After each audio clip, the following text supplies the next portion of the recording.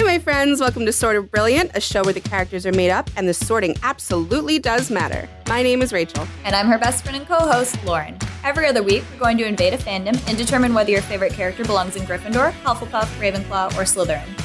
We're the Harry Potter podcast that talks way more about any other franchise. Here, we use the sorting structure from Harry Potter as a common language without supporting the author or her beliefs. As for the sorting itself, there's bound to be some arguments along the way. But in the end, we're always right. According to us. According to us. Hi, everybody. Welcome back. We are coming back from our movie month. I don't know. We did 2 movies in the month of September, and now we're doing a show. It's our first repeat, actually. Is it? Yes. Yeah? It is. It is. It's our first revisit. Woohoo! Of new characters from a show that we've already talked about that we're going to talk about again. Community. Very exciting. Yes. One of our favorite shows that Eva. we have not rewatched since the last time we did it in March. Or was it even farther Yeah, but back? how many times have we rewatched it in Yeah, general? okay. But like, how many of those times was I still in college? So it's Speak for yourself. It's Speak for actually yourself. an old show, to be quite honest. It's crazy. Oh, man. When did it end? 2012? Yeah, something insane like that. I was still, I don't know. I thought I was still dating my husband. It didn't end in 2012. I was in college when it was on. I don't know. Whatever. I don't know. A while ago. Yeah, Before we get into all that, wanted to address, you probably heard our intro, unless you skipped it. I don't blame you because it's the same every time, except this time it wasn't. Gotcha. That is going to be our new intro. If you did skip it, you probably definitely noticed that our album art and our logo and all of that stuff has changed. Rachel and I are very excited about it. Illy. Super cute. Oh, crap. She changed her name. Art by Ileana. Yes. I have to change that on the... I'm sorry, Illy. I didn't change her username on the Twitter, so she gets credit. But anyway, she created the art for us again, and we're super grateful. The thinking behind it was just that Rachel and I have been talking more and more as J.K. Rowling continues to be one of the worst human beings on the planet. And we were kind of talking about how to move forward with this podcast when it's, a world created by an extremely problematic person and some stuff in the universe is problematic and what to do about that. And the decision that we came to while continuing the podcast, because we do want to continue it, it's different for everybody, but we personally feel that we've taken sorting completely. Like we created the sortology or whatever. So the thoughts that went into it basically were that we don't want anybody to not know it's a Harry Potter, loosely based Harry Potter podcast, because there are some people that do not want to interact with that anymore. And that is a decision that we respect, and we don't want people not to know that we're here talking about Hogwarts houses and whatever. But then there is a group of people who still want to interact with that media in a way that doesn't support JKR like we're doing, and that sort of thing. So wanted to keep the hat, but if we can get away from the imagery that she has created, then why wouldn't we? So really like the new hat, really excited about it. And we, as we said in the intro, it's unavoidable for us to mention the house names. Our entire school of study, if you want to jokingly call it that, is based on people kind of having the background of what those things mean. And then also occasionally we're going to talk about the characters as other touchstones and the universe. But we're just being extremely conscious of going forward of addressing the problematic nature as it comes up in conversation, and just being conscious of how this is all moving forward, this discussion, looking out for what people are saying, basically. Yeah. Very well said. Well, thanks. You covered it all. Good job. I didn't even practice it. I just spit it all out. For all I know, the person who invented the shoe is a piece of shit, but the shoe's been adapted into a heel, into an Ugg, into a Croc, and people have made it their own. So I think elves invented shoes. I'm taking her stuff back. I think elves invented shoes. Okay. The elves and the shoemaker. No, that joke didn't land. Yeah, no, I just All right, fine, whatever. I like our hat. It's our fucking hat. it's very cute. But it's look, in the extremely vein of taking things and making them our own, what better way than to take the hat, make it our hat? Okay, I think it's sort of brilliant. I think my elf joke was better, but whatever. All right. Well, back to the issue at hand. Is it an issue? Community. Okay. It's a community an issue. I mean, have you seen it? Some episodes sure are an issue, but on the whole, what a great show. Yes. Truly. I mean, look, as you're talking about also created JKR by a problematic and all, like, content yeah, you can talk about JKR, yeah. Buffy, all these little assholes have their hands in tons of things that, we ended up loving and then found out later, oh, you're a piece of garbage. But I think as long as you acknowledge what a piece of garbage they are, don't shy away from those conversations. Good on you. That's what we're trying to do. Yeah, and it's up to everybody too. I mean, you're not listening, obviously, if you don't want to. So, but hopefully, if you do want to, we're amusing and we're, you advertising for us? Yeah, in the podcast that people choosing to listen to are already listening to, right? Oh, yeah, right. The audience that I want to reach is already here. The greatest, you guys are all that matters. The greatest public relations of all time. Advertise for yourself within the thing that you want to advertise. Hell yeah. Yeah. Anyway, tell your friends. Yeah, if you're here, hopefully, we are.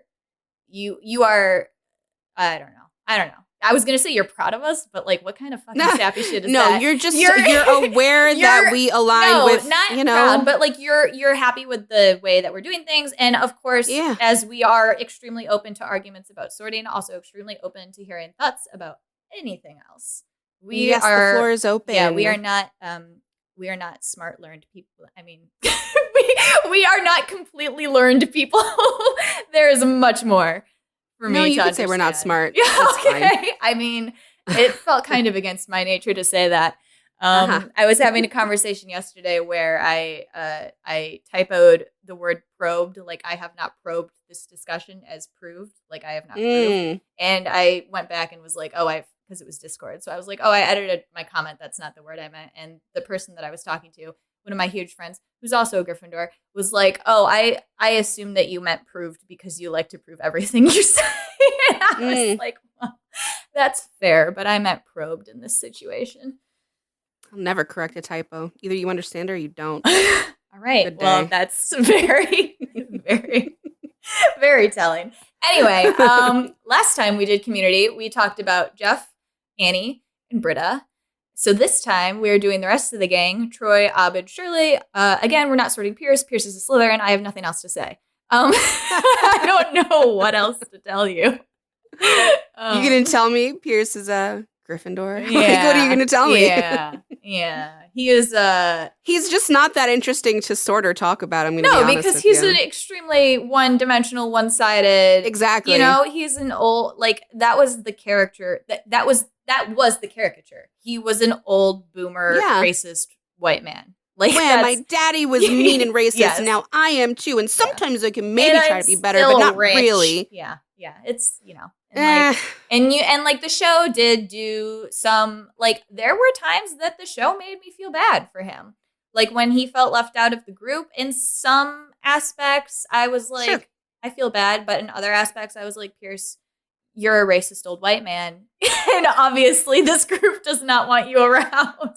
This group of Annie's Jewish and Troy and Shirley are Black American. It's just, Yeah, like, and I mean, beyond all the, like... he was sexist too, so even Britta was like... beyond the social he called Jeff gay all the time. He's also just, like, not... Like, he's an annoying person. He's that person that just won't go away when you want them to go away. Mm-hmm. It's annoying. Mm-hmm. So... Ooh, that's something... No, I guess it was Annie. It was Shirley, too, sometimes. Shirley and Annie were the ones being taken in by Pierce. So I guess that might be something to talk about, maybe, when we talk about Shirley. I think Shirley less than Annie, but then Annie at some point was like, okay. Yeah. Shirley definitely less than Annie. But But sure. Oh, I'm thinking of the bar episode when he was like going around with his wheelchair that he had to blow into, and Shirley didn't want them to go into the bar. Oh, that's more. I remembered more about Shirley. Good job. Hey, thank you. Anyway. Well, on that note, yeah, he's a Slytherin. No need to go deeper. No. I feel like we said this last episode too, maybe, but interestingly, it sounds like that's a pretty. You okay? Yeah. I just thought of something else. I just thought of something else that I can't say until we sort everybody. So you were singing it? I wasn't. Was I singing? I was just like moaning lyrically, maybe. Oh, okay. Because we're talking about Slytherins, and she's like, "Ooh, let's talk more about me and my people." Okay, I'm just, this is going to be a fun. There's a lack of emotion in this episode, so. I suppose there is. I mean, look. You can't say Troy, for example, lacks emotion. Mm-hmm. So he's probably the top of the list of our three today. That's the most emotional. Yes. I mean, he lets you know how he feels. Outwardly. That's for sure. Yeah. I don't think Abed is not emotional, or Shirley, but yeah, just less so. Troy's the one screaming at the top of his lungs about everything that he's thinking. And you're not going to get a funnier portrayal of a character than Troy. Donald Glover is unreal. You put Troy on the screen in front of me, and I'm like, I'm crying. I'm crying. When he left, it was so bad. It was like worse than Michael Scott leaving The Office. It was worse. It killed me. And it totally changed the trajectory of the show. Like, it just changed everything. But he had to go. I guess. Not something I would have done or someone from my house would have done. I'll tell you that. Uh-huh. Gryffindors so he's not never a Gryffindor. Leave. Yeah. Gryffindors never leave. All right. No, we'll stay and let ourselves get stunted for you. No growth. 0. Elwood's who? Diana who? Yeah. Whatever. They're outliers. They're healthy. Okay. That's That's just weird. I don't know what to tell you. I mean, Diana was healthy, and then the man ruined her. But Yeah. Slytherins. Anyway, so Troy's a Slytherin. Nice segue. Yeah, just came out of nowhere on that one. He's probably the only one. Well, I don't know. I was gonna say he might be the only one people really have an argument versus the others. I think they may argue on Shirley's. Yeah, I was just thinking that. Yeah, that's why I stopped. Yeah. Well, all right, Troy. Let's start from the beginning of Troy. The beginning of Troy. Okay. The fall he of Troy. was the hot shot. He was a hot shot football player who accidentally, wink wonk, hurt his knee doing a keg stand. And this is the beginning of our investigation into Troy the Slytherin. Because he actually did that on purpose. Yes. Hello, manipulation. Yes. Well, I mean, I'll point out straight from the beginning that Troy's thing is fear of failure, which is hugely Slytherin. Rachel and I were talking about this too, that she was like, the argument's going to be that Troy is super naive, and like he is in some respects, but the stuff Troy knows. And like he can work within that or whatever. And like, that's just who Troy is. You have Slytherins who are extremely sure of themselves, like, but they're still afraid of failure. Like you get Cher, who is an extremely confident Slytherin, but she still is like worried when she gets the C's and D's, and she gets that kind of self-doubt about being able to change the grade, or maybe Josh doesn't like me. And also, like you just said, Pierce is a Slytherin, and also Jeff is a Slytherin. They both have intense fear of failing. And but I mean, it's like hard for people to understand because Slytherins are so like part of their thing is that they can be like so sure of themselves. But when you have that much surety in yourself, like it's like you have to have opposites, right? So you also have that much like distrust in yourself, or like you worry. Like I get imposter syndrome all the time, that I worry that I'm like tricking myself into thinking that I'm actually this good. And like one of Troy's biggest things is fear of failure. Like he was on a football scholarship, and he just like wrecked his knee before he could even go to college, and like he thought he was going to prove that he didn't actually deserve that scholarship. Or actually, like, in all the relationships Troy has, he kind of has that too. Like with Britta, he's like kind of concerned about being with her.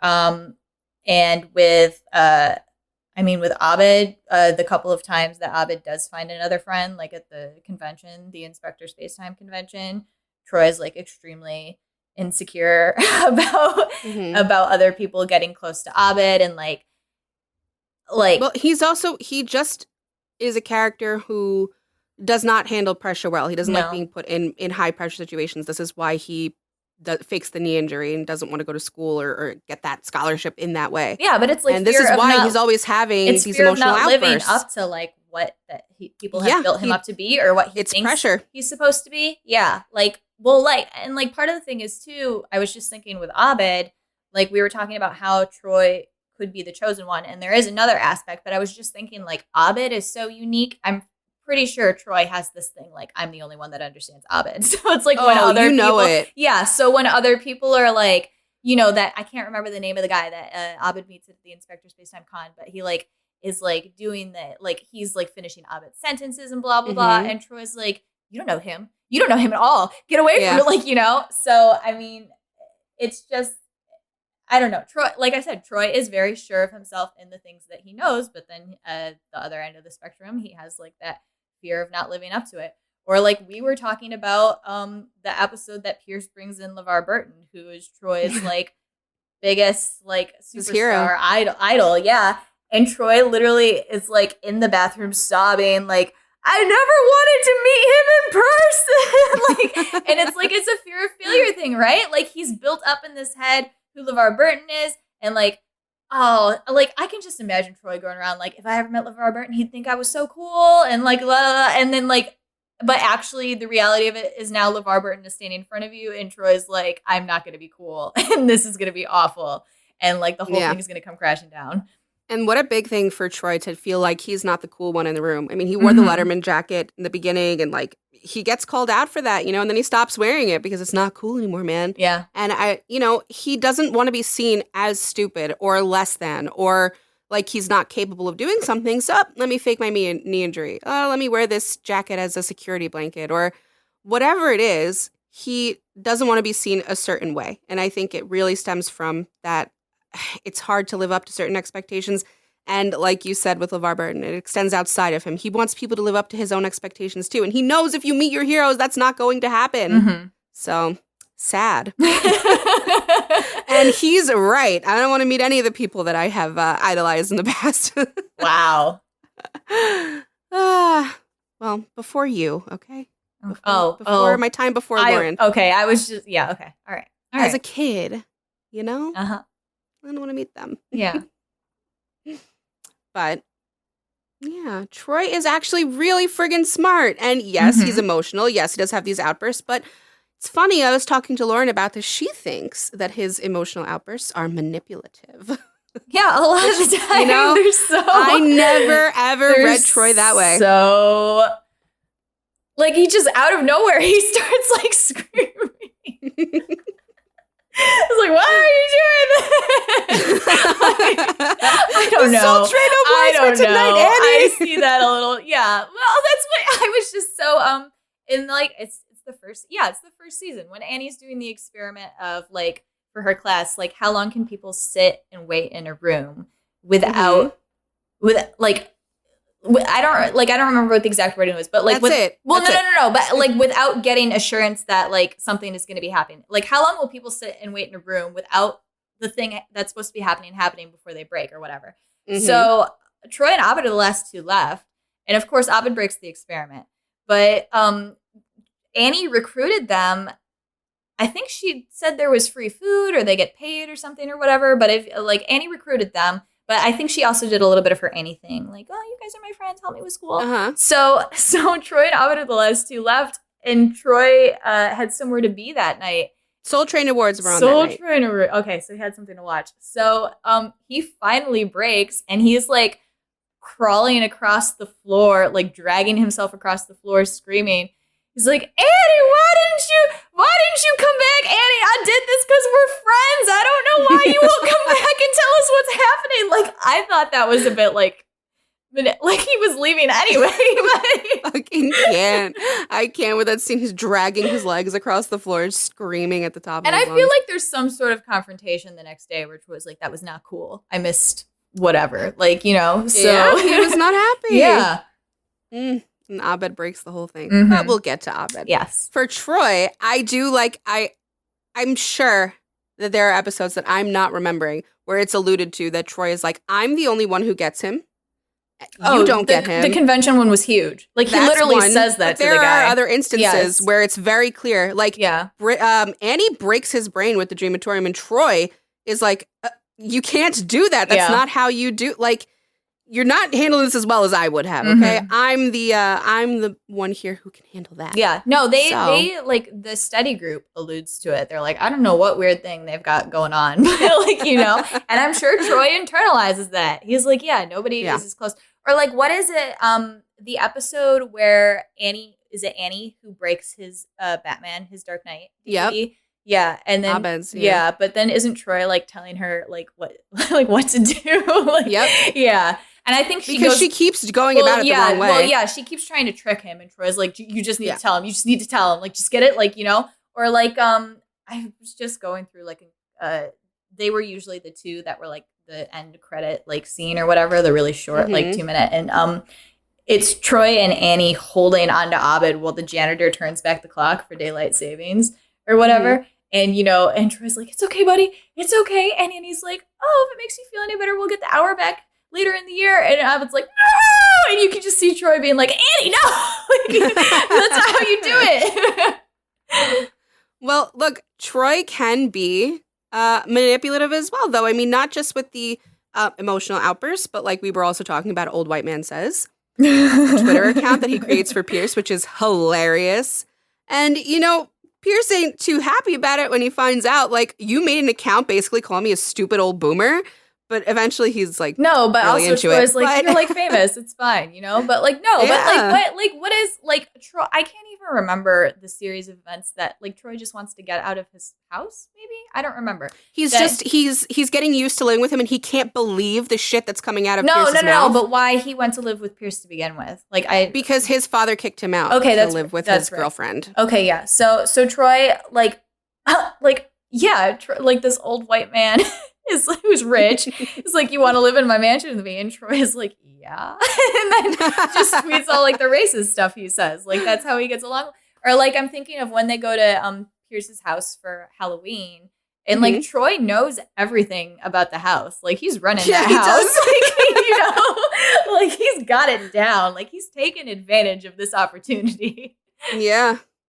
Well, one of the big ones too that something I realized when I was rewatching was that something I've noticed about Slytherins is like, if you have a commitment or a conviction of some kind, they really, really stick to it.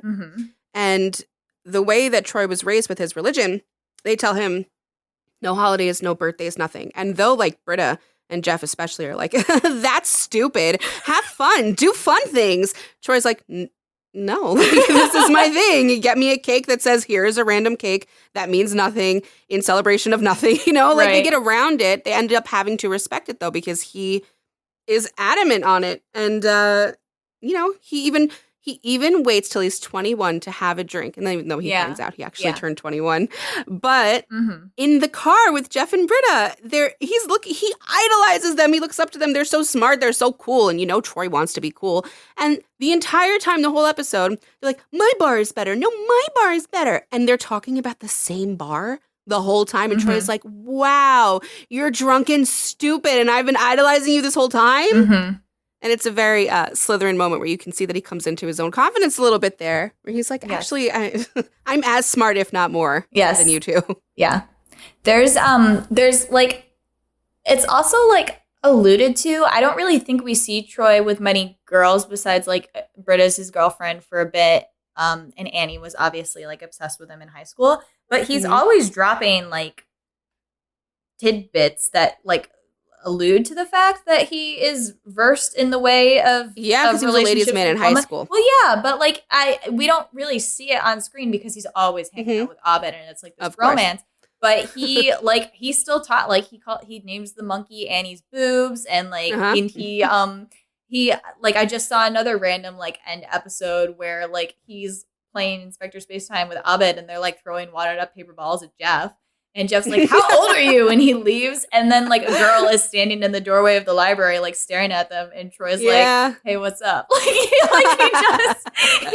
He just seems like he's very like confident and sure of himself in that space. So that's another place. And also like just that specific instance, he was like playing like around being immature and then like could immediately drop it to be like, hey girl, how you doing? Like, you know. Well, he does that again in the Halloween episode where him and Abed come with like matching costumes or something. They're really lame and the girls make fun of them. Yeah. And Troy's like, okay, forget it. Like, I'm breaking this off. I'm not doing this anymore. He takes his shirt off. He shows his muscles. He's like, I'm going to be cool again. Yeah. Very important to him to look cool. Him and Jeff have that in common, but they're just very different Slytherins in the way they go about it. Mm-hmm. Yeah. But it is important to him. Yeah. Yeah, there's when they put on the drug play or whatever, he's like, are you sure I have he's a B. So he's like, are you sure I have my costume on right? Because I somehow felt more confident when it was the other way around, when the stinger was in the front of him. And they're like, no, Troy, you cannot turn your costume back around. God, he's too funny. I can't. I could sit here like just crying thinking about the delivery of some of those lines and just the facial expressions. The tone. God, I wish he never left. Ugh. Very sad. Do you want to talk I can't. about air conditioning school? Oh, well, yeah, he's a great repairman. He's just really good. Like, they're like, you're the true repairman, Troy. Like, you can fix everything. You could have been a plumber. No. So I don't, he's like in the bathroom on his own and the sink is leaking. So he like goes into the pipes and tightens it. And like the janitor bursts out of his stall and is like, you've got natural talent, boy. Like, have you ever thought of being a plumber? But this is an instance we were talking about how this was like Troy's chosen one thing. Because the air conditioning school, like, I don't know, gets wind of him or something. And I cannot stress to you how ridiculous this show is. But the air conditioning school has some sort of prophecy that there will be this like true air conditioning repairman. He's the true repairman. Yeah, the true repairman. Yeah. And this person is Troy. So, and it's like, I was thinking about it because he doesn't like reject it. He is clearly like, I'm an amazing repairman. He's just like, he doesn't want to go to the school because the school is trying to manipulate him. And what's his name? The guy who plays Rosie's husband. That's the dean of the air conditioning school. Dan. Jeff. Dan is his name on Roseanne. Yeah. I don't know his real name. I don't know. You guys know who I'm talking about. But he's the dean of the air conditioning school. And like the air conditioning school is this like whole separate entity where they like have Dean Pelton by the balls because if they don't pay their dues or whatever, then like Greendale's screwed.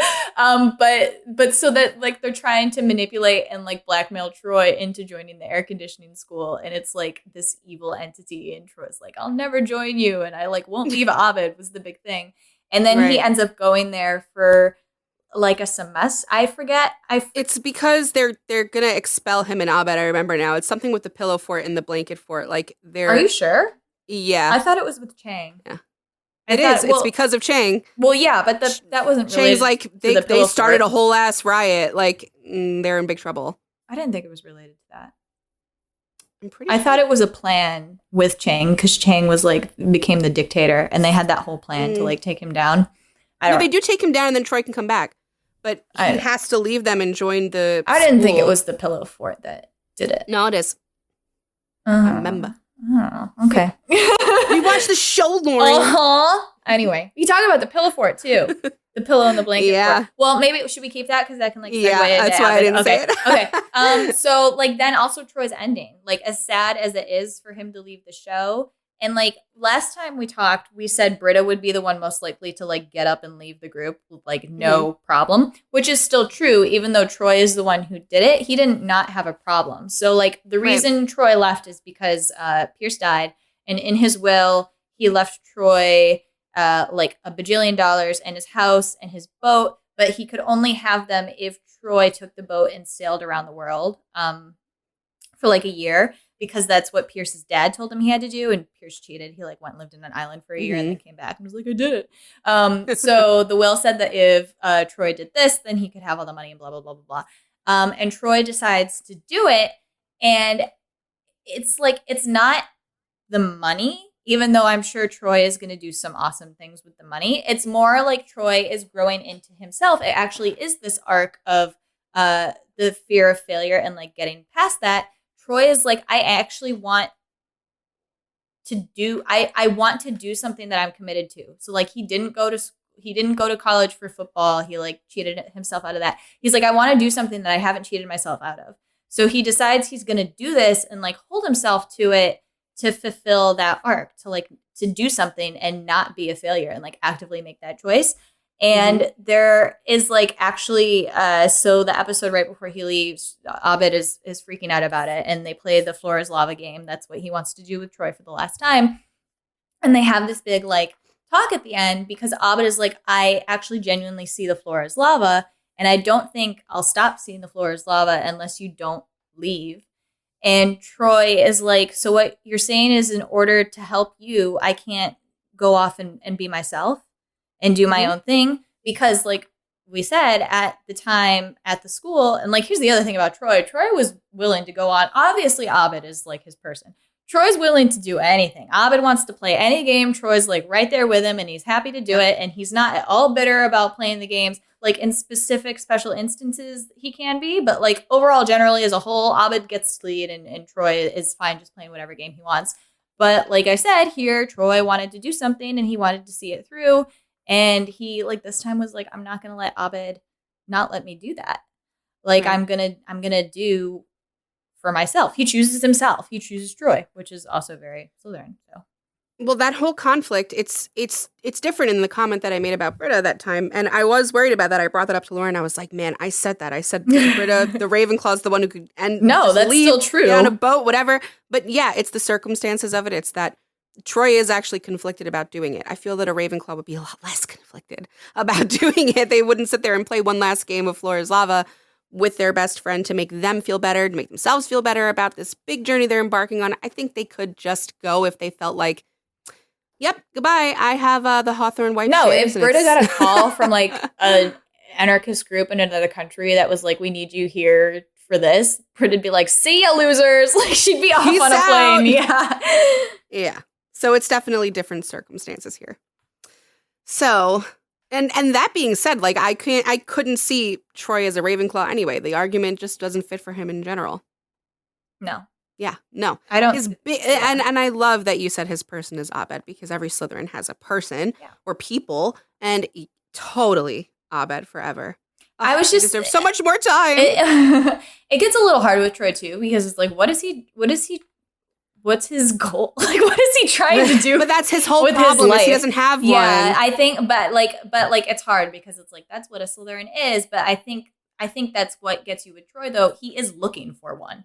He's trying to figure it out. But think about the Slytherins on the show, though. Him, again, Pierce and Jeff, they all struggle with similar things. Like, what am I actually supposed to be? Am I supposed to inherit this, like, empire from my father? But then, like, who actually am I? Or am I supposed to be a lawyer? That's the distinction I'm making. Like, Jeff came in and was like, I want to be a lawyer. And Pierce came in and was like, I'm doing all this shit with my money or whatever. And Troy came in not really having a goal, but his goal was to figure out his goal. So it's not like, it's not like he was just not a Slytherin wandering around aimlessly. Right, like Jonah in Yes, in Superstore. Superstore. Yeah. So, hey, it's possible to have a goalless Slytherin for a moment. I mean, as long as they're always often looking. The goal will be to find something that matters to them. So, Troy eventually finds it in a cruise. What is it? It's not a cruise, a sailing. It's like a party. Sailing around the world. Yeah. And then doesn't he get captured by pirates? I don't remember. Yeah, pretty sure. that they said. And LeVar Burton's there too. LeVar Burton, yeah. LeVar Burton. And he's freaked out again. LeVar Burton is the one who's going to prove that he actually spent the year at sea. Yeah. Oh my God. What an ending to Troy. I can't. Well, that's Troy. He's definitely a Slytherin. Not going to convince me otherwise. Sorry. We talked about this when we did our last community episode. We were like, okay, let's start with these guys. They're the love triangle. They're, whatever. But we were so sad because Troy, Abed, and Shirley are like so... they like deserve their own show in itself. Like they're amazing characters too. and we sorted them right off the bat. And I don't think Had there them was all for a any. while. We both like looked at each other and went, "Yeah, Troy's probably a Slytherin." Like, Yeah. where else you put the dude? You can't. That being said, we can do his boyfriend Abed now. Hey. Do you want to announce it or no? What do you guys think? Take a second right now as you listen. It's not. Where do you It's think not a Troy's surprise. Abed's gonna go? It's not a surprise. He's a Hufflepuff. No, I'm Oh my kidding. God. He's a Ravenclaw, Yeah. guys. The Hufflepuffs out there are like, yeah. Abed's an awesome character. So, He is. but he can't be in any other house. Danny Pudi is an amazing actor. Abed, it is discussed by, I'm actually not completely conscious of this, so correct me if I'm wrong, if it's discussed amongst writers or showrunners or even Danny Pudi, but he is interpreted as being on the autism spectrum, I think Abed. all of them have. Yes. But it's something I've always heard. The and it's show been never alluded to. confirms it, but Right. like it is heavily, yeah. So Abed has a hard time relating to people, to showing emotions, to understanding other people's emotions. And he relates to the world through film and making sense of the world like, oh, well, life is a movie. Yeah. Life has to be a movie. There's Yeah. a set of rules that get followed. Yeah. Abed literally follows rules and structure in order to understand the world around him, which is just Right. a Ravenclaw. And and a this completely, yeah. It all starts because his mom leaves when he's like a toddler or I don't know. he's He's an like, infant. yeah, no, she hands him a card that says like, So he's old enough. Yeah. He's a kid. he's a like little 8 kid. or something like that. Yeah. Yeah, and he leaves. He's cognizant enough to know that it's like, this is a bad, horrible thing happening. And Right. he always thinks his dad blames him for that, which, you know what, is fair. His dad doesn't get him. He doesn't treat him the best. So I don't blame Abed for internalizing that and being like, Dad blames me for this. All right, so I got to escape the real world and go into all these pretend worlds and just completely cut myself off from how humans and people act because I just don't get it. Like, I don't understand why this happened to me. So I'm going to look for the answers elsewhere. And that's it. He's the pop culture, film, cinema, TV, everything guy. Like, he will watch everything. It's so funny because he's so obsessed with Inspector Spacetime. And it's based on Doctor Who. They just can't say Doctor Who on the show. But they find the episodes and they like, it's not a full season or something. It's like it ends at some point and Abed starts to freak out. Then they find all the really old episodes and he's like, No, okay. no, they cancel Cougar Town. That's when he freaks out. Yeah. No, he. It's something about Inspector Spacetime too. They have to go back and they find all the old episodes. Inspector And I remember Spacetime is thinking, what they find in order to replace Cougar Town because they're like, it's been on for like 20 million I feel like years. there's something else with it, but I'm not remembering completely. However, I liked it because I don't watch the old Doctor Who episodes either. I just like the new ones. So I'm just a new Who fan. But yeah, and his first real big friend is Troy, which is great because the Slytherin and Ravenclaw dynamic makes a lot of sense, especially with these two. So something Lauren was going to start talking about before, but we wanted to wait to introduce Abed's house, was the pillow fort fight and the blanket fort fight. Because it starts out not as a fight until it becomes one.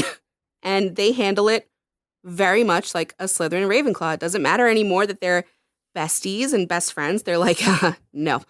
Abed has a The goal. argument is so stupid and it's like literally course. like who's like what's the better way to build a fort with pillows Right, or with pillows or blankets. blankets. Yeah, and both of them Mhm. are being so obstinate, like that it just becomes Yeah, this but huge. here's thing. the thing. Abed gets nasty about it. Not in a way that he's Abed's not ever trying to be nasty just for the sake because he gets like a little thrill out of being petty like the rest of us.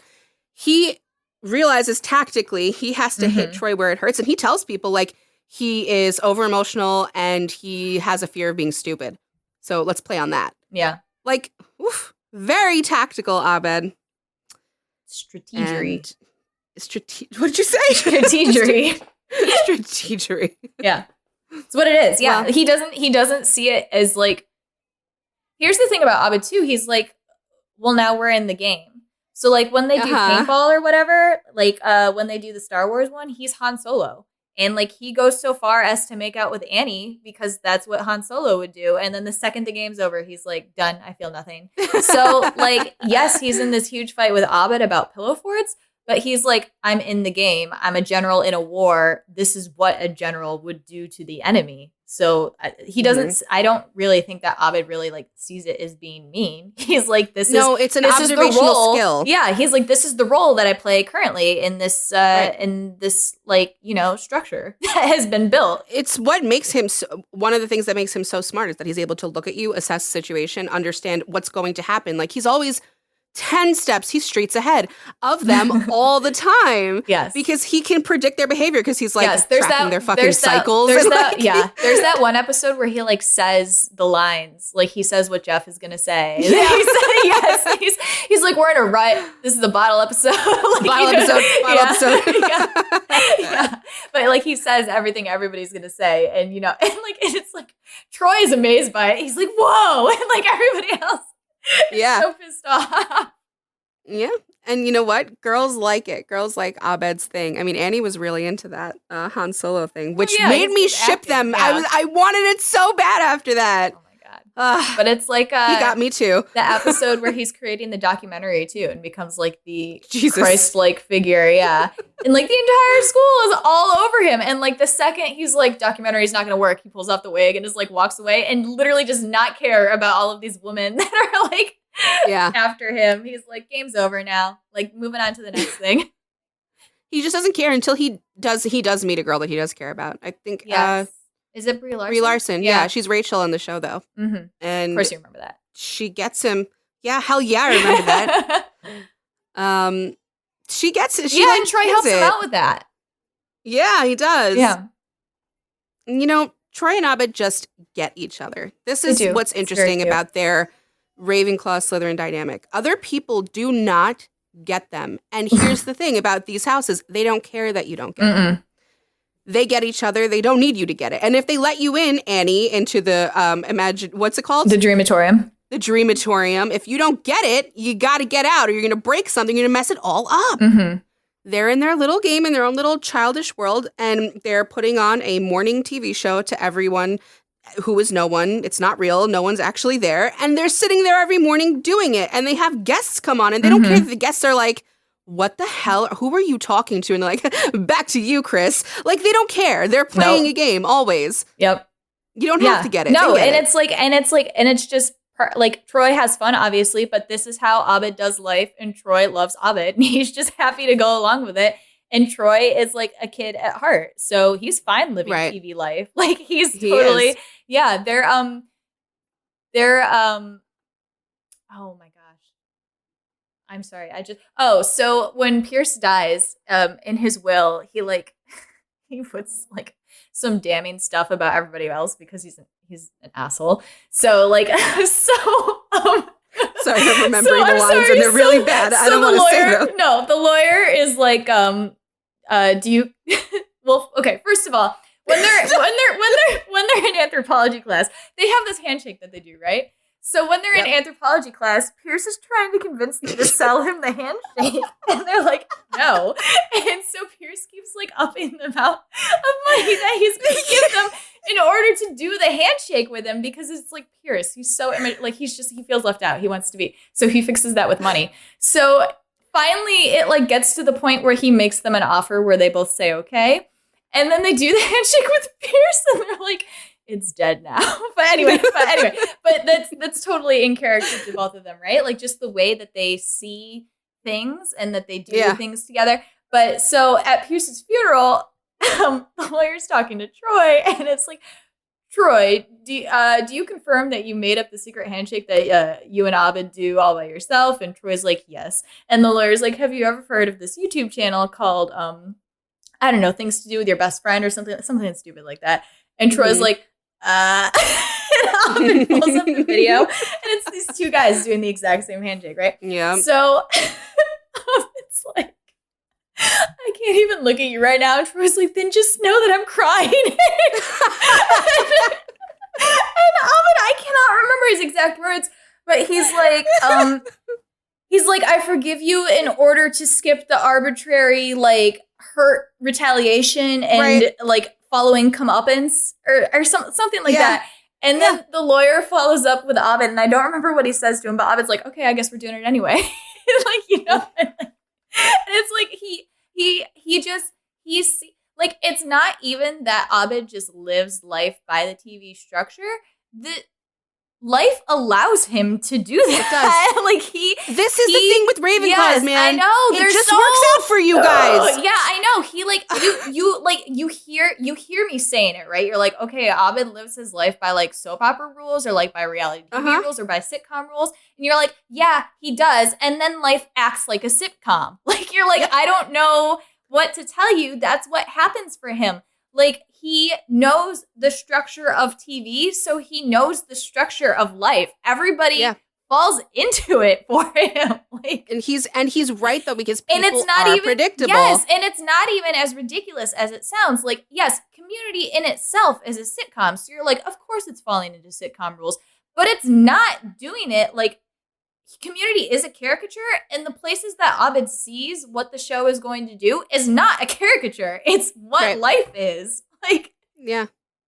No, that's fully true. And I mean, so when it comes to Ravenclaws and their systems, I mean, that's his. It's very clear. It's in front of your face. And it's just so interesting because with other Ravenclaws, their systems, they're not always like what you and I or someone else would look at and go, yeah, that makes sense. But somehow Abed's does.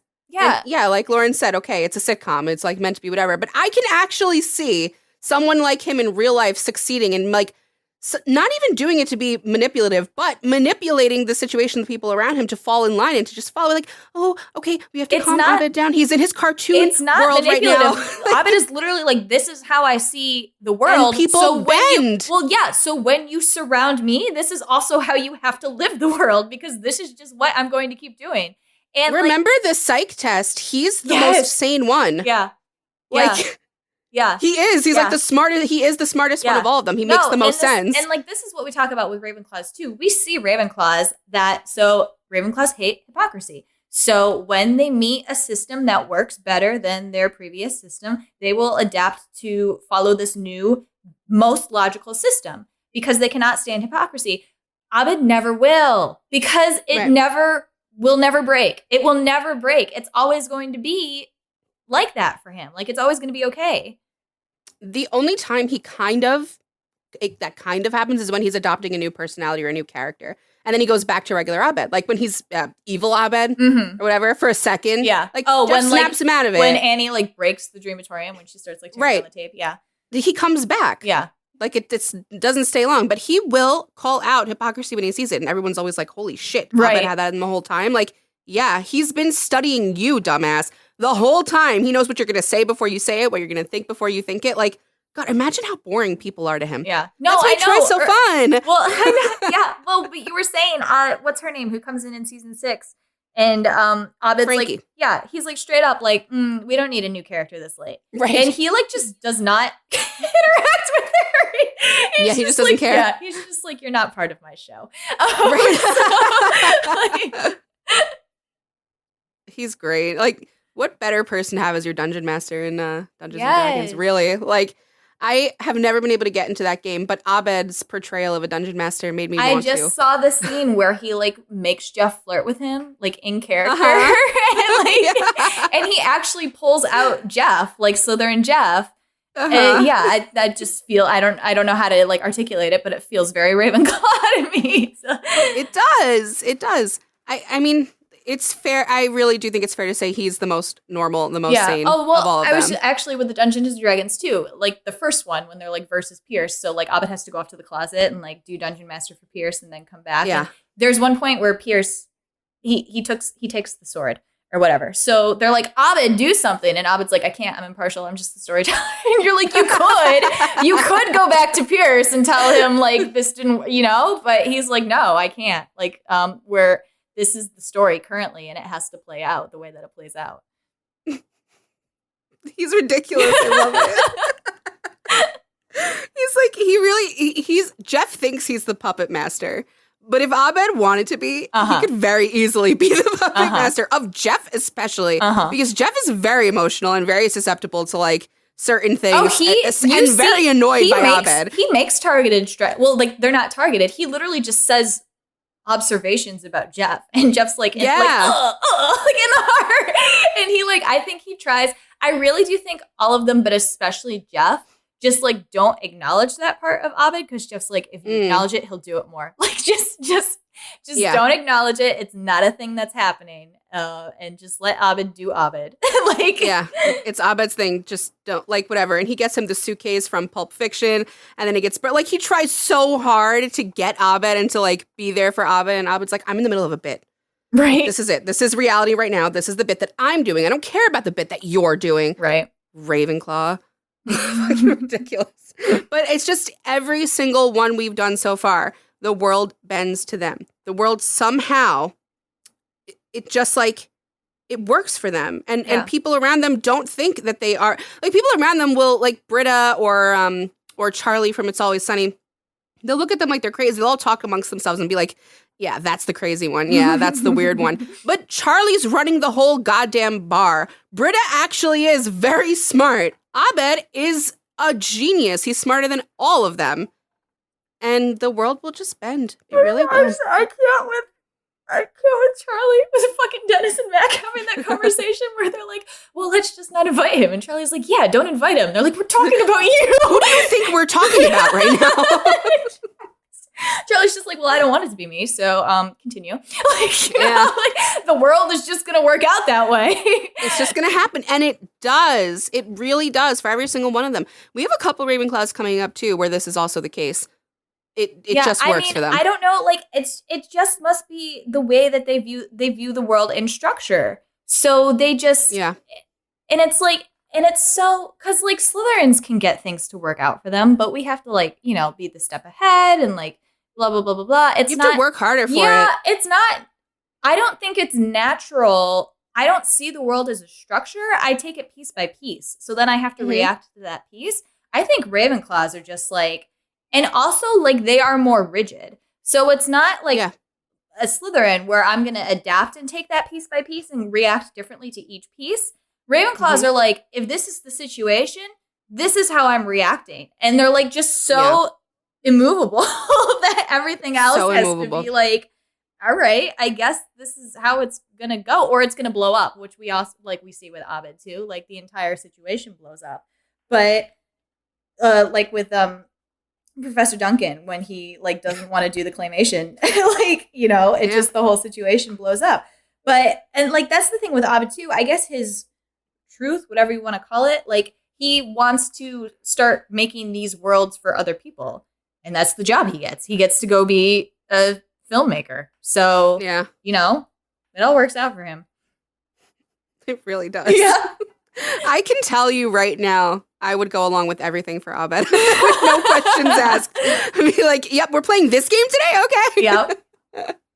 It's so funny. I always get Troy on the personality quizzes too, and I totally get it. Like, I can see how I'd be besties with Abed. Like, leave us alone. Let us have our dreams together. Well, like, that's the thing too. Once Troy leaves, Abed doesn't, you know, like, he still continues. Oh, yeah. Abed keeps Abeding all over the group. You don't care. Yeah. And they continue to placate and to understand and to just, like, that's the thing, actually. It's like, it's treated as if everyone's placating him, but it's just, it's like, this is the weird thing. It's not manipulation, and it's not placating. It's reality. Literally what it is like, they're like, it's easier. This is what happens. Abed is like, this is the structure of the world, and everybody else is like, it's way easier to live by this structure than to try to fight what is happening right now. Right.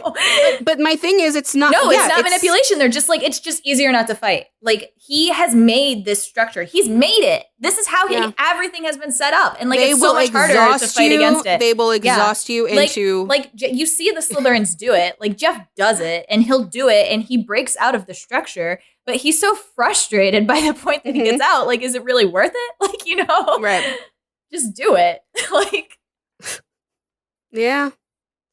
Well, I mean, don't even come at me with another house for Abed. I'm not even going to entertain that discussion. I always say the floor is open and, like, we can have these talks. We can't have that one. Come on. You all knew we were going to say Ravenclaw before we said it. I hope so. That's why I led with Hufflepuff. I was like, let them think we know something they don't know. No, he's like a on paper very obvious one. Once again, they end up being like the funniest ones. He really is such a good character. And that's why how magical Troy and Abed were together. Bring I them love back. them.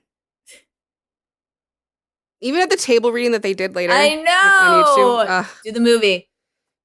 Do the movie. Seriously, come on. You promised. Do it. What's It was stopping a them? hashtag. No, I mean. What? They can...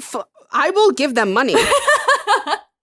Like, do you need the money? I will give you money. I don't know. It's probably like a rights thing or something. Because all the actors said they would do it, Whatever. right? Let's just do it. Just go into like Joel McHale's backyard and film it. I don't care. Just let's go. All right. And last but certainly not least is we have Miss Shirley Bennett. Yeah. Who, I mean, if you believe extremely the lie, underrated. you might say she's a Hufflepuff. If you believe the lie. I could almost even see the Gryffindor argument. I Shirley could is too. incredibly morally righteous, but not in the correct way. She tries to baptize Abed when he's knocked out.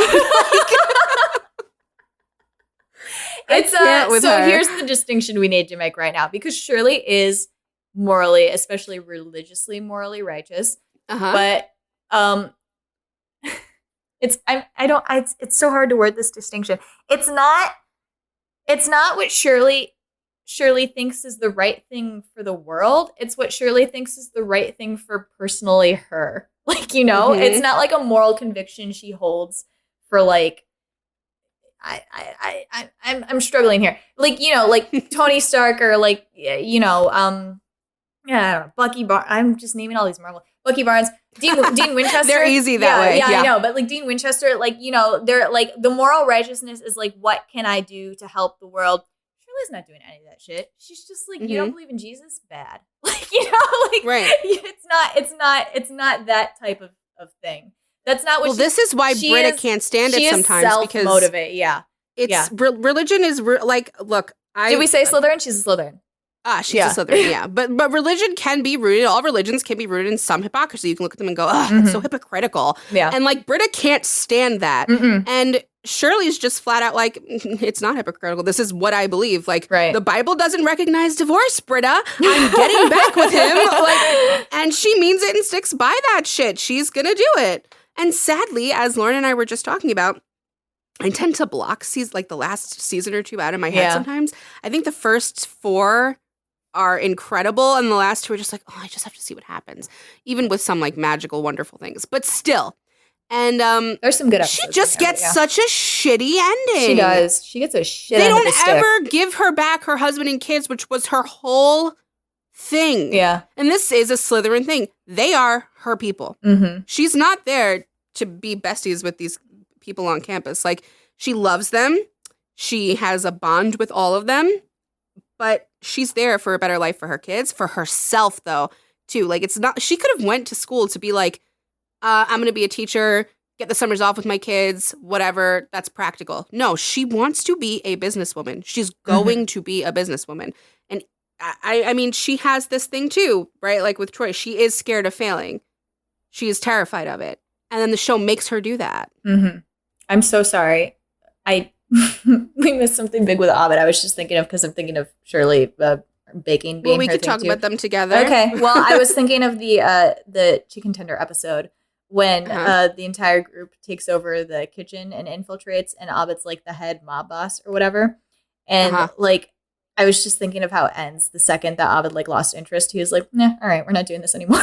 He's like, we're making so much like money and shit off the chicken tenders. And Abed's like, yeah, that game was last week. So like, that's over now. Yeah. But I was just thinking about Shirley with her business running. I don't remember what her role was in that, but she did.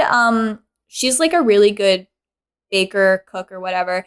And like, this is the thing about Shirley too. Like we were saying about Troy, like in the areas that they know they're extremely confident in. And Shirley is in this. She's always like, oh, I'll bring my pie. And they're like, no, Shirley, we don't really want your pie. She's like, I'm bringing the pie. Like, you know, like, or like when Troy and Abed get their new apartment and Britta and Annie show up and they're like, oh, Shirley's here already. And Troy's like, yeah, she's been here since 3 p.m. and Shirley's like, time flies when you're cooking. And Troy's like, no, it doesn't. but she's like, I'm a damn good cook and I'm going to cook for everybody. Like, that's just what's happening. She thinks it's going to make them like her more too. That's a huge manipulation tactic. Yeah, also, but she's like, I'm good at cooking. So you all are going to eat my food and you're going to tell me my food's And this delicious. is why I loved episodes, or they were very limited, where her and Jeff are like head to head or like really understand each other, because they can be very similar. And Jeff is like the only one who calls her out on that shit. He's like, you are manipulative. You're baking these pies to get us to love you. Yeah. No, he says that exactly. Yeah. She really does. She really does just try to manipulate her way into things. And she is. That's nice, but it's not. No. She is hypocritical. I can't remember exact moments, but she does say stuff like, oh, the church would never let me do that. And then she's done it. Like early, or like a good Christian would never. And then like she has done it. Because that's the thing I think Slytherins can do too. Or no, it is definitely like it's outward appearance mostly, right? Yes. Like I'll lie to myself all damn day. Like, like I'm like, oh yeah, I'm a super good Christian. Like I don't do anything against the church and I'm doing it. As long as nobody else knows, like it still counts. So, but that's why she bangs Ben Chang. Yeah, right. What made them write that? They were going to die. No, what made the writers write that? Oh. Like, I'm sorry, I have a Ben Chang problem. Like a moral, I won't sort him. I won't fucking sort him. Don't ever ask me. You keep refusing, and I think it would be because great. he's a Slytherin, probably. No, he's not. Anyway, Psycho. I can't. I'm sorry. I'm thinking about it again. I just saw, I was watching Troy and Abed compilations or whatever, and somebody did almost that entire Yam episode where they're playing the detectives. They're doing the Law and Order detectives or whatever. Because you had mentioned that Abed has a problem when he goes into new roles or whatever, and there's literally so they're interviewing Starburns, and Troy's the bad cop. He's like, he like knocks his hat off and is like, tell us where that and blah blah blah, and Troy's like, see, my partner's a bad cop, I'm a good cop or whatever. And then when so then like later on they go into like the DA office, so where Annie and Jeff are like doing all the like work or whatever, and they're like, Starburns has fled, and Annie's like, he's our only witness, and Hobbit's like, y'all are in here just pushing papers while we're trying to figure out the case, and like slams the papers on the ground, and Troy's like, leave buddy, walk it off, and he turns back to them and he's like, he's been acting like that since he switched roles. And you're like, oh my god. Anyway, sorry, I went on a total tangent. That wasn't about Shirley at all. This show will do that to you. Yeah. But no, Shirley, we were talking about how she can be hypocritical with religion. So Shirley's thing is like with her family. She's like, I love my family, blah, blah, blah. And then she tricks the entire study group into coming to her house for Thanksgiving because she doesn't want to be alone with her family. Yeah. And it's hugely hypocritical. And this is like twofold, Slytherin. It's hugely hypocritical, first of all. But second of all, she has guilted the group so badly that they sit in her garage rather than try to leave and have her come up and go, oh, where are you going? Like, they're too terrified to do that. Yeah.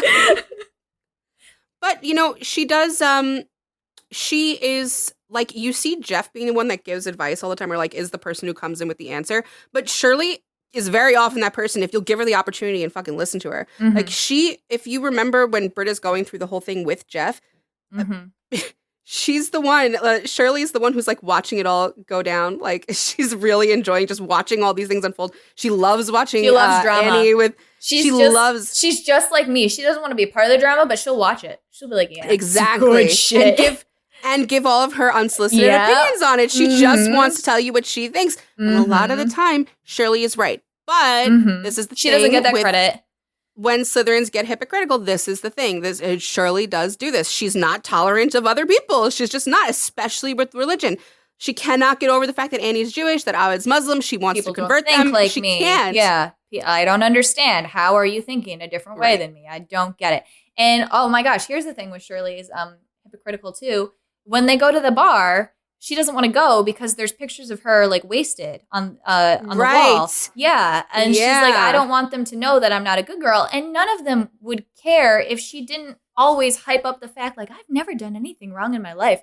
Like that's the thing that's bothering them. but she can't let it go. She has to keep doing that image, even though clearly it's a hypocritical image, and her friends would not care as long as she was straightforward about it. Or like, what is it?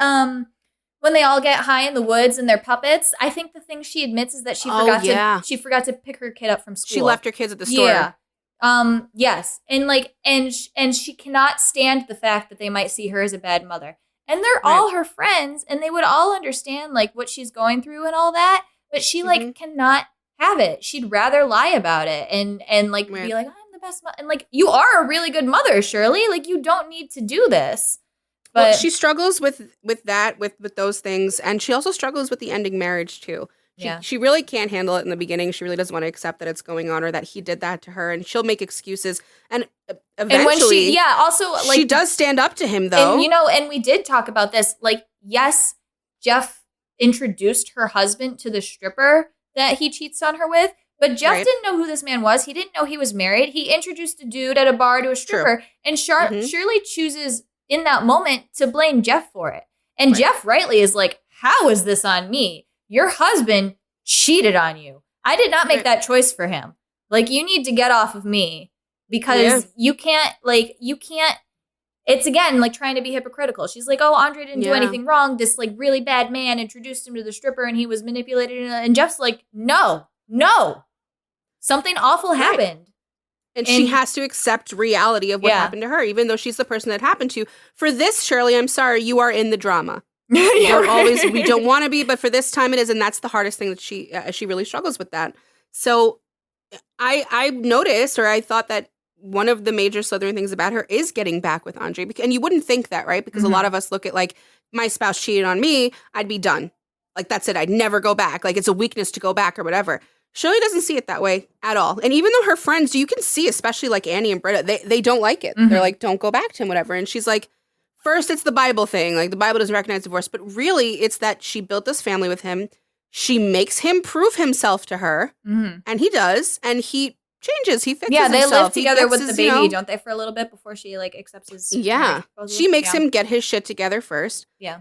And then they do come back together. And she does not care. Again, like we said about Troy and Abed, she doesn't care what you think of that. Like, this is something she... Yeah, she's like... I think she literally, at one point, is like, this is what I'm doing, and if you have bad things to say about it, then you can, like, get away from me, or, like, never say it. Like, I don't want them. I don't need it in my life. That's just not... It's just not where I am. You know? Like... And I don't care. Because it's not something she's ashamed of. She's ashamed of leaving her kids at the store. She's ashamed of drinking in the bar. She's not ashamed of loving her husband. So if you have a problem with how she loves her husband, and you can go. She doesn't see it as like being cuckolded or like, like I went back to him. Like, she's like, no, I like my family with him. And she I love tells him. them, she tells them, like, because Jeff cannot get it.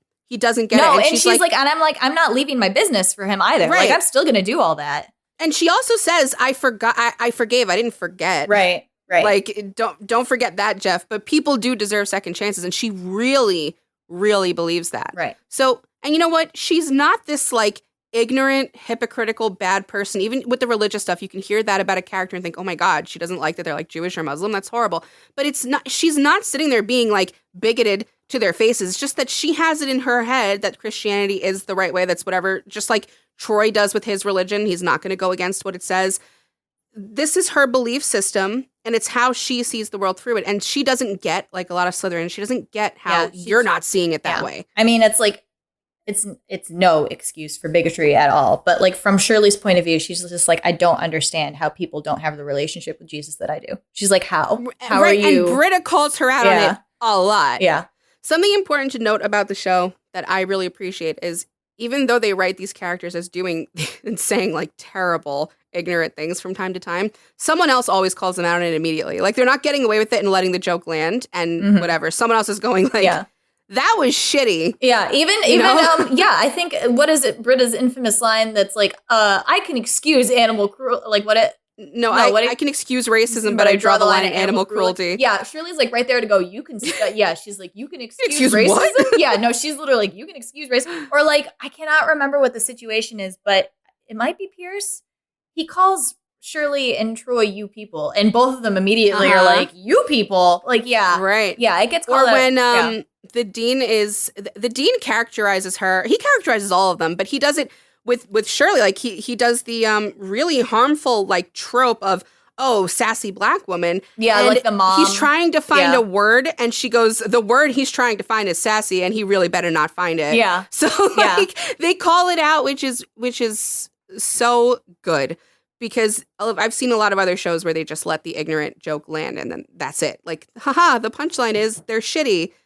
On this show, they're like, be better. And then the person is like, oh, okay, like everybody else around them knows they're shitty. Like, you know, they're clever. But no, the thing, I was just thinking about Shirley in drama too. She actually does get into a lot of drama with like Britta or Annie. When those fights happen, Shirley's like right there in it. Like she, like early on in the season when they're like security for campus or whatever, and they're fighting over the golf cart. Her and Annie, yeah, her and Annie. Like she'll get into it. She's right there with them, and like that's the other thing that I like about Shirley too is like clearly the show, like Abed in his TV show structure sees her as like the mom of the group, and clearly she is. And here's the thing, too, that's, like, not great. Clearly, she's older than Annie, but she's probably the same age as Britta, and they're, like, casting her in this, like... She's the same age as Jeff. It's a big problem for Shirley. Okay, yeah, that's right. We're the same age, Jeff. Yeah, so they keep pointing it out, like, why are you momming me, blah, blah, blah, blah, blah. But she doesn't let that, like... I actually admire her. Like, she's in these high school cat fights with Britta and Annie. Like, she's like, no, I'm going to defend my shit, or I want to do this. I want to be a part of this game. I'm going to be a part of the game. Yeah. So, but no, we didn't talk much about, so she goes to college right after the divorce to go to business school because she wants to have her own business. And she fights for that when Subway comes to the school. And she's like, why? Like, I put in a submission to have my own sandwich shop. And like, why are you letting Subway come in? And they fight for that. And she does eventually get her own shop. And she runs a business. Like, she has her own business. Like, that's her goal. Like, she wants to be, she doesn't want to just be a mother. She wants to be a mother while doing what she wants with her life. And she likes cooking. And she wants to have a business based on that. Yeah. But I mean, look, she's a naturally nurturing person. It's just not without judgment. You know, like, I feel like she gets stereotyped by the dean, by whoever is like, oh, she's the mom of the group. And like, she doesn't help this by actually momming all of them, whatever. But it's not just like, of the kindness of her heart, sweetie pie, I'm making you a pie because I love you and I want you to feel better. There's like manipulation behind anything that she does like that, the mothering, even with her own kids. She is just like, whose mom is like this? All of our moms do shit to make us feel guilty.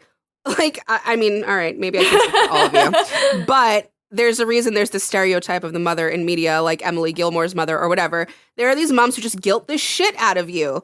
And it doesn't mean that they don't care, though. This is what I really want to drive home about Shirley. Yes, there are all these things she does that are like, ugh, Shirley, why? But she's such a good person. She really does care about all of them deeply. Even when someone like Pierce doesn't deserve it. Yeah. She really does want what's best for all of them. Yeah, and actually, as you're talking about this, I've always liked, like, again, going back to her hypocrisy, but also Shirley does not care. Like, you know, yes, there's the image, but she is fine with this being her image and she does not care. She bounces so easily. And this was like a little bit of like, Shirley, like a joke to Shirley's personality, but it is also this who she is. She'll do the thing where she's like she asks nicely, like, oh, can you please? And then when they don't do it, she does the angry voice. So like, can you please do it? Yeah. Can you back off? Yeah. And it's like, she doesn't care. She's like, do what you told her. She'll like do the manipulate. And then when you're like, no, she'll be like, seriously, fucking do it. Like, you know, like, I just remembered when Troy and Abed have the blanket war. Yeah. Shirley goes to Troy and she's like, it's because I don't want Britta to put him on the weed. And I'm really, really mad at how her story, really, like... Rachel couldn't believe it. She was like, no, seriously? That's how her story ended? And I was like, yeah, did you not, internalize it? Yeah. Yeah, I rejected it. She, like, the actress... No, I remember why, because I thought they were going to fix it, so I let it go. Oh, okay. You were like, come back to it. And then they never did. Yeah, no, the actress had to leave the show, so the way that they wrote her out was season 5, like, sucked for everybody, because they all came back to college, because what they left for in season 4, they graduated and, like, went off to their new lives, and then they were like, oh, we're going to have another season. So they came back, and, like, all of their lives had, like, failed drastically. So Shirley's business went under her, and Andre left her again and took the children this time and her dog or whatever. So she's like the lowest of the low she's ever been. And the actress had to leave during the season. So what they decided to do was just like have her go off and be the personal chef for this guy in like Louisiana or Georgia or something. And that's where they sent her. Like she didn't get her family back.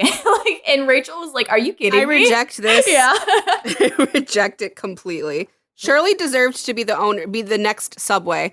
Like that's fucking ridiculous. Should have I been don't the next accept Gordon it. Ramsay. Yeah, anything. Come on. She's like she is so goddamn funny, man. She comes out with these one-liners with these that voice change. Yeah. Oh my God. Oh, that's nice. Oh, that's nice. Then Nicole Brown's not nice. fucking around. I love Shirley, but definitely a Slytherin. All right. Yeah. You have to admit it. So admit it to yourselves. This is what I was losing my mind at the beginning of the episode. I was like, I can't say it till the end of this episode. Tell me this tracks. This group does not have a Gryffindor. Dude, I was thinking the same thing. Shut up. And there's only one Hufflepuff, and the Hufflepuff is an intense Hufflepuff. Yeah. Very intense Hufflepuff. You can look at this group and you can be like, there's no Gryffindor here, and there's one Emotion House representative, and she is and it's the very obvious Emotion House. Yeah, and she's intense about it. Well, they are all on their own so intense. Yeah. On their own, like very, very intense personalities, and then they all get together and they become codependent and crazy. But it really does make a great ensemble of a show to not have a Gryffindor in the mix there. Gryffindor would like make them all feel bad. I can't even think of like because I can't even think of a Gryffindor in the show, to be quite honest. Is Dean a Gryffindor? No. The Dean? No. I haven't thought about him at all. No, there are. I really don't think there are Dean any. Pelton is not a Gryffindor. Gryffindors just don't go to Greendale. I don't know what to tell you. They're all at what's the college? City College. With? Yeah. No Gryffindors. Let me think. Maybe Frankie might have been. Frankie might have been. Nope, definitely not. Yeah, nope. I was like, no. And the two other professors that joined their group, they're not. Well, there's also Elroy at the end too. Yeah, no, Buzz and they're both not. Buzz Hickey, yeah, no. Starburns is a Gryffindor. Magnitude Todd! I'm not giving Todd Gryffindor. I won't give that to him. Keep him away from me. I don't know. I'm going to just say magnitude is and leave it there. Okay. I don't have any reason for backing it up. I just really want him to go pop to me. To me personally. Yep. Anyway. Well, that's it, guys. No Gryffindors. And Gryffindors somehow don't go to community it's a good college. thing. Yeah. Nope. Well, I'm so sad that this is it for the mains of Community. Yeah. That I might want to do it again. How would you do it again? To do Chang. You could only do Chang. Who else would we do? Oh, come on! You could do the Dean. You could do Buzz Hickey. Yeah. Why not? Okay. He's great. Yeah. I guess you go. Okay. Fine. You could do John Oliver's character. Professor Duncan. What's his name? Professor Duncan. Yeah. We could do Starburns. We could do Leonard. Vicky. I love the show so much, and I hate to like close the book on discussing it this way. Rachel's been trying to convince me to redo Supernatural because we're rewatching it, but she wants to redo the main character. I was like, no, I'll do the supporting people that we haven't talked about yet. Yeah, fine, but like I want to talk about there are things I just want to talk about all the time. Community, Supernatural, Yeah. These are things that I just want to talk about. All right. All right. So I'm so sad this is ending. I know. Shout out to Jen. Hi, Jen. Did you listen to our episode? Did you Jen. like it? I hope you were taking notes the whole time. Yeah. We're like the second that we say we don't remember something, I know. Like Jen like grabs her chest. She's like, yeah. I know Jen that part. tells us the whole episode. So I wish she had been here, to be honest, because she would have told me the name of the episode when they're in Pierce's house for Halloween. I don't know it. It is just wrong that she's not part of every discussion on Community on a podcast. I know. She can come. Shout out to Jen. Yes. Come rewatch pod. Let's go. Yes, Go listen. At Come Rewatch Pod. And she'll come tell us if we're wrong, but I don't think we are. Anyway, But next time, our friends from Bedwed and Behead are going to join us to talk about Schitt's Creek. Schitt's Creek. Which is like it's in like the right? Like you could put Community in like a basket with Schitt's Creek, I feel like. Nah. You know? I don't agree. No, I don't think so at well, all. It's more of a feel good. Well, I won't. Okay. It's just move on. I know. I'm I don't have anything to say to you about Schitt's Creek, but it's not. It is feel good, but it is also in that vein of like Lauren and me are like, it's feel good. It feels too good. Like, where's the pain? It's just too happy. I want the angst. So Carla and Meg are going to join us to sort David, Alexis, Stevie, and the boyfriend, Patrick. I'm so sorry. Don't kill me. Listen to our episode on Schitt's Creek. Yeah. So like David and Patrick is beautiful and is a great relationship. And I rooted for them the whole way. So did I. I wanted them together. But Rachel and I were both that's very easy. And they did that on purpose. They didn't want the angst on purpose, which I respect. No, I know. But me, in my diseased brain, I was like, really? Diseased brain. No, I think other people feel this way. And you know what? We'll talk more about it with Meg and Carla. So definitely tune in if you are a Schitt's Creek fan, which I feel like most of the population is. So thank you for listening. Yes. Please come talk to us. At least tell us if you agreed. We're so bored. Like if you don't disagree, great. Come and tell us. Be like, dude, you forgot this part of why Shirley's a Slytherin or why Abed is a Ravenclaw. How could you leave that out? And we'll be like, duh, we're stupid. Let's talk about it. Mm-hmm. It'd be great.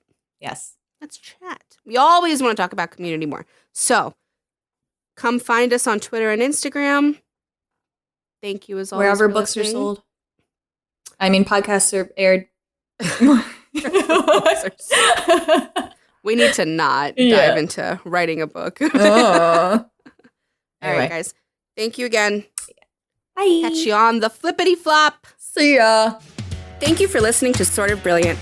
If our sorting choices inspired any rage or excitement, we'd love to hear from you. We're open to feedback, suggestions for characters to sort, and solid counter-arguments with citations. Never forget your citations. You can find us hanging out on Twitter and Instagram at SOB_pod or shoot us an email at sortofbrilliant@gmail.com. And since we're not above begging, please rate and subscribe to Sort of Brilliant on Apple Podcasts, Spotify, and wherever else you listen to podcasts. Please share our posts on social media. And if you're a Gryffindor, maybe you'll inspire sorting fights among your own friend group. The theme music is Hot Shot by Scott Holmes. Can't wait to sort with you again next time. Bye!